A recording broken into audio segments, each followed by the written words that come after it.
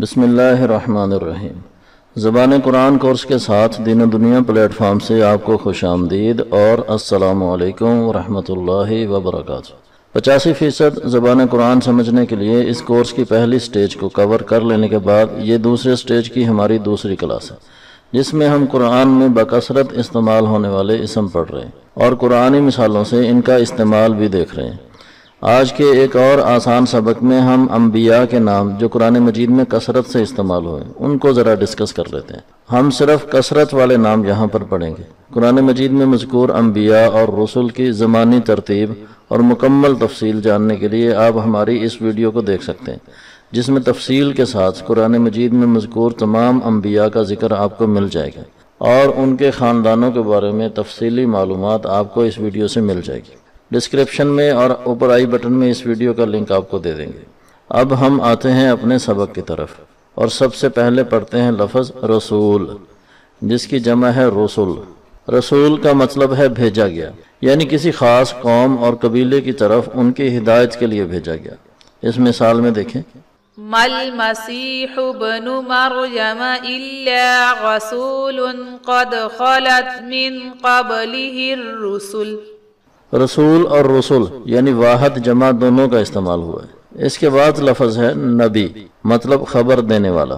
عام طور پر سمجھا یہ جاتا ہے کہ نبی اور رسول میں فرق ہے، یعنی نبی وہ ہے جس کے پاس علم وحی تو ہو لیکن وہ اس کی تبلیغ کا پابند نہ ہو، اور رسول کے پاس علم وحی بھی ہوتا ہے اور وہ اسے دوسروں تک پہنچانے کا پابند بھی ہوتا ہے، اور یہی وجہ ہے کہ رسول کو جھٹلانے پر وعید اور دنیاوی اخروی عذاب بھی دیا جاتا ہے۔ اس مثال میں دیکھیں لفظ نبی، ما كان للنبي والذين آمنوا أن يستغفروا للمشركين۔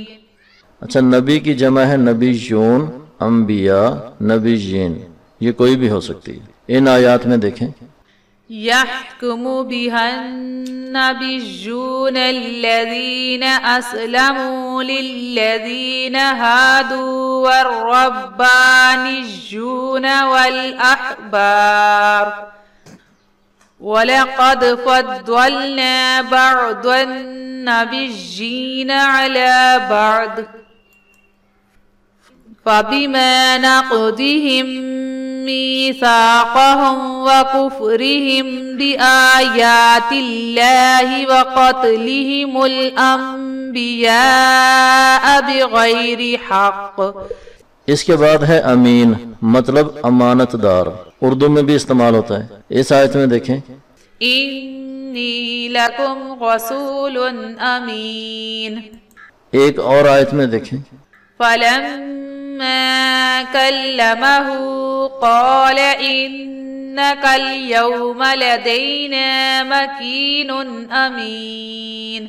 پھر ہے نذیر، مطلب ڈرانے والا۔ رسول کا تو کام ہی ڈرانا ہوتا ہے لوگوں کو اللہ کی ناراضگی سے اور عذاب سے، اور ماننے والوں کو جنت اور اللہ کی رضا اور خوشنودی کی خوشخبری دینا ہوتا ہے۔ اچھا، خوشخبری دینے والے کو بشیر کہتے ہیں۔ اس آیت میں دیکھیں بشیر اور نذیر دونوں کا استعمال۔ إنا أرسلناك بالحق بشيرا ونذيرا۔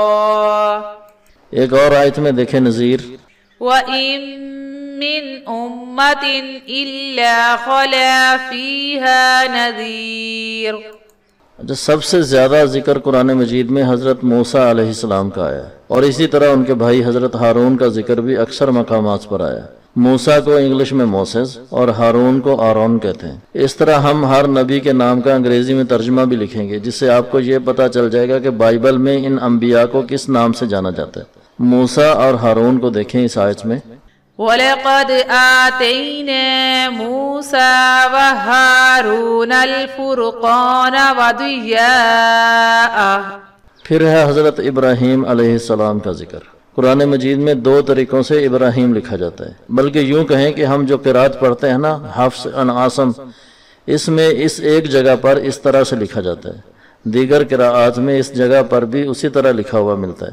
بہرحال ان کا مطلب ایک ہی ہے، یعنی حضرت ابراہیم علیہ السلام۔ اس آیت میں دیکھیں، وَإِذِ ابْتَلَى إِبْرَاهِيمَ رَبُّهُ بِكَلِمَاتٍ فَأَتَمَّهُنَّ اور اس آیت میں دیکھیں دوسری طرح لکھا ہوا ہے ان اللہ اصطفى آدم ونوحا وآل ابراہیم وآل عمران علی العالمین. اور اسماعیل کو اشماعیل کہتے ہیں انگلش میں. ان کا استعمال دیکھیں اس آیت میں وما انزل على ابراہیم واسماعیل. نوح علیہ السلام جن کے نام پر ایک سورت بھی ہے قرآن مجید میں. اس آیت میں دیکھیں اس نام کا استعمال قیل یا نوح اہبط بسلام منا وبرکات علیک. یوسف نام کی صورت بھی ہے قرآن مجید میں جسے اللہ نے احسن القصص یعنی بہترین قصہ کے نام سے موسوم کیا. اس آیت میں دیکھیں لقد كان في يوسف وإخوته آيات للسائلين. پھر ہے لوط علیہ السلام. یہ حضرت ابراہیم علیہ السلام کے بھتیجے تھے اور ان کو بھی ایک بدکار قوم کی طرف بھیجا گیا تھا رسول بنا کر, اور جھٹلانے پر اس قوم پر اللہ کی طرف سے عذاب نازل ہوا تھا. اس آیت میں دیکھیں وَلُوطًا إِذْ قَالَ لِقَوْمِهِ إِنَّكُمْ لَتَأْتُونَ الْفَاحِشَةَ مَا سَبَقَكُمْ بِهَا مِنْ أَحَدٍ مِّنَ الْعَالَمِينَ. پھر ہے عیسیٰ بن مریم. ان کا نام قرآن مجید میں صرف عیسیٰ بھی آیا ہے, صرف ابن مریم بھی آیا ہے, عیسیٰ بن مریم بھی آیا ہے, اور مسیح بھی آیا ہے, اور اسی طرح مسیح ابن مریم بھی آیا ہے. یہ سب نام حضرت عیسیٰ علیہ السلام کے ہی ہیں. اس آیت میں دیکھیں وَقَوْلِهِمْ إِنَّا قَتَلْنَا الْمَسِيحَ عِيسَى ابْنَ مَرْيَمَ رَسُولَ اللَّهِ. پھر ہے آدم. حضرت آدم علیہ السلام کا نام قرآن مجید میں متعدد بار یہ نام آیا ہے, جیسے اس آیت میں فَتَلَقَّى آدَمُ مِنْ رَبِّهِ كَلِمَاتٍ فَتَابَ عَلَيْهِ. سلیمان علیہ السلام.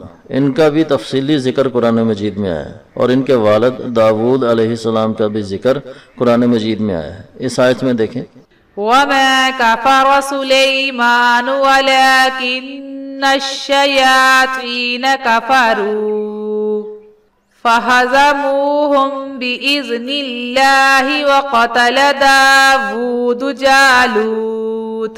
اچھا, حضرت سلیمان علیہ السلام کو بائبل میں سولومون اور داود علیہ السلام کو ڈیوڈ کے نام سے لکھا جاتا ہے, اور عہد نامہ قدیم میں ان کا ذکر کثرت سے ملتا ہے, کیونکہ یہودیوں کی بادشاہت کا آغاز ان انبیاء سے ہی ہوتا ہے. حضرت یعقوب علیہ السلام جن کو اسرائیل بھی کہتے ہیں, یہ ہم نے پچھلے سٹیج میں ذکر بھی کیا تھا.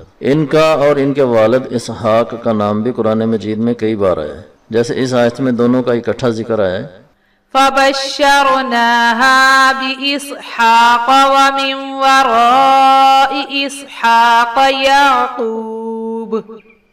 حضرت یعقوب علیہ السلام کا نام بطور اسرائیل اس آیت میں دیکھیں استعمال ہوا ہے. كُلُّ الطَّعَامِ كَانَ حِلًّا لِبَنِي إِسْرَائِيلَ إِلَّا مَا حَرَّمَ إِسْرَائِيلُ عَلَى نَفْسِهِ. پھر ہے زکریا اور یحییٰ. یہ بھی دونوں باپ بیٹا ہیں, اور ان کا نام بھی قرآن مجید میں آیا ہے, جیسے ذکر رحمت ربک عبدہ زکریا یا یحییٰ خذ الکتاب بقوة وآتیناہ الحکم صبیا. پھر ہے ایوب. حضرت ایوب علیہ السلام کا نام اس آیت میں دیکھیں وَاذْكُرْ عَبْدَنَا أَيُّوبَ. یونس علیہ السلام. ان کا نام قرآن مجید میں ذُنُّون بھی آیا ہے اور صاحب الحوت بھی آیا ہے, یعنی مچھلی والا, اور ان کا مشہور واقعہ مچھلی کے پیٹ میں جانے والا مذکور ہوا ہے. اور پھر ان کی دعا جس کو اسم اعظم بھی کہتے ہیں کچھ اہل علم, لا الہ الا انت سبحانک انی کنت من الظالمین. اس آیت میں دیکھیں وَإِنَّ يُونُسَ لَمِنَ الْمُرْسَلِينَ وَذَا النُّونِ إِذْ ذَهَبَ مُغَاضِبًا. شعیب علیہ السلام کو قوم مدین کی طرف بھیجا گیا، اور قرآن میں کئی جگہوں پر ان کا ذکر بھی ہے، جیسے وَإِلَى مَدْيَنَ أَخَاهُمْ شُعَيْبًا۔ پھر ہے حضرت صالح علیہ السلام جن کو قوم سمود کی طرف بھیجا گیا، اور حضرت ہود علیہ السلام جن کو قوم عاد کی طرف رسول بنا کر بھیجا گیا۔ ان کا ذکر بھی مشرکین مکہ کے لیے بطور عبرت بار بار قرآن میں بیان ہوا ہے، جیسے وَإِلَى عَادٍ أَخَاهُمْ هُودًا وَإِلَى ثَمُودَ أَخَاهُمْ صَالِحًا۔ یہ تھا ہمارا آج کا سبق۔ ریوائز کرنے کے عمل کو نظر انداز نہ کیجیے گا اور اسے معمولی نہ سمجھیے گا، کیونکہ ریوائز نہیں کریں گے تو پچھلا سبق آہستہ آہستہ بھول جائے گا، جس کے نتیجے میں اگلے سبق کی سمجھ بھی کم آئے گی اور اس طرح دلچسپی بھی کم ہو جائے گی۔ PDF فائل اسی مقصد کے لیے ڈسکرپشن میں دی بھی جاتی ہے، تاکہ اسے ڈاؤن لوڈ کر کے آسانی کے ساتھ آپ اپنے وقت میں سبق کو ریوائز کر سکیں۔ اپنا خیال رکھیے اور ہر نئے دن قرآن کے ساتھ اپنے تعلق کو مضبوط سے مضبوط بنانے کا عزم لے کر اٹھیں۔